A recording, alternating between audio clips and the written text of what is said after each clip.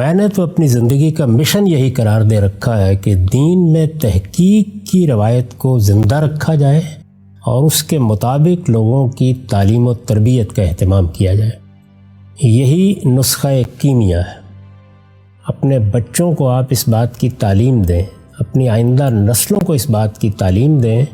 کہ یہ دین جس کو ہم مانتے ہیں یہ محض کوئی مان لینے کی چیز نہیں ہے، یہ اپنی علمی بنیادیں رکھتا ہے، اپنا استدلال رکھتا ہے، اور استدلال کی بنیاد پر یہ اپنے آپ کو پیش کر سکتا ہے۔ میں اس کو اس طرح تعبیر کیا کرتا ہوں کہ یہ دین کا علمی مطالعہ ہے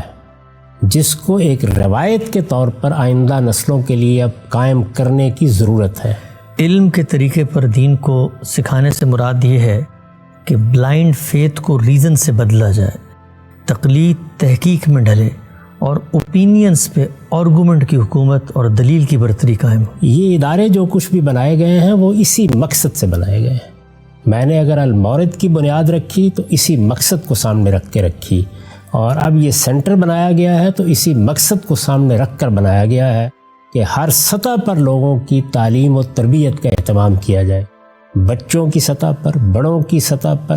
ہمارے ہاں جو لوگ دین کے عالم بننا چاہتے ہیں ان کے لیے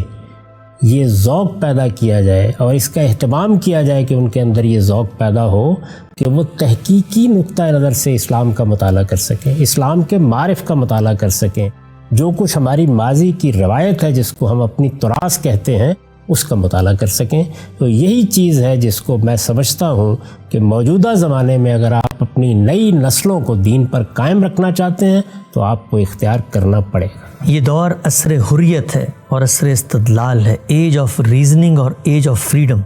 اس دور میں ہم اپنے بچوں کو، اپنی نسلوں کو مذہبی تصورات کے بارے میں پیدا ہونے والے سوالات پر خاموش نہیں کروا سکتے۔ ہمیں استدلال کی قوت سے اور ریزننگ کے ذریعے ان کو جواب دینا پڑے گا، انہیں قائل کرنا پڑے گا۔ مشرق و مغرب میں اب یہ فرق ختم ہو چکا ہے کہ ہم اپنے بچوں کو نئے افکار سے دور کریں یا ان کو روکیں کہ وہ مختلف خیالات سے متاثر نہ ہوں۔ ایک ہی رستہ ہے کہ ہم دنیا بھر کو قرآن و سنت کی مثبت تعلیم اس کے اصل ریزن کے ساتھ پیش کریں، اور الحمدللہ اللہ کی کتاب اور اس کے پیغمبر کی سنت میں اتنی قوت ہے، اتنی جان ہے کہ وہ اپنا دفاع خود کر سکتی ہے۔ مسلمانوں کی قومی زندگی کو اگر اپنی حیات قائم رکھنی ہے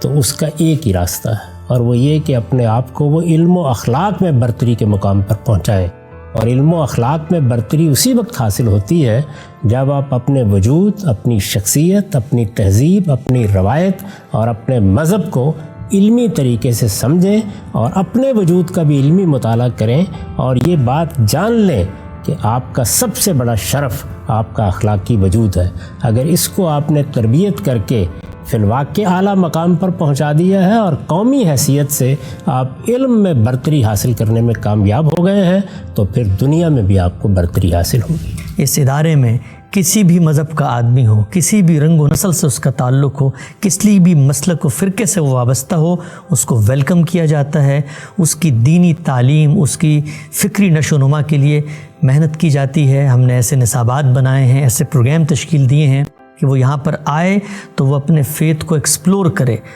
مذہب اس کی شعوری دریافت بنے۔ اس ادارے سے میری توقع یہ ہے کہ ہر طرح کے تعصبات سے بالا تر ہو کر یہ علم کی ترویج کو، تحقیق اور اعلیٰ درجے کی تصنیف و تالیف کو سہولتیں باہم پہنچانے ہی کو اپنا اصل مقصد بنائے۔ ہر طرح کے تعصبات سے بالا تر ہو کر ماضی حال کے جو کچھ بھی تعصبات ہو سکتے ہیں ان سب کو ایک طرف رکھ دیا جائے، اور علم کے سچے خدام کی حیثیت سے اس ادارے میں لوگوں کو لایا جائے، اس میں تعلیم کا بندوبست کیا جائے، اس میں تربیت کا بندوبست کیا جائے، اس کے اساتذہ کے انتخاب میں، اس کے نصابات کی تدوین میں ہر جگہ یہی اصول پیش نظر ہو کہ کسی قسم کے تعصب کو روا نہیں رکھا جائے گا۔ علم کو جیسے کہ وہ ہے، جس طرح کہ وہ ہمیشہ سے رہا ہے، اس طرح لوگوں تک پہنچانے کی صحیح کی جائے گی، استدلال کے ساتھ،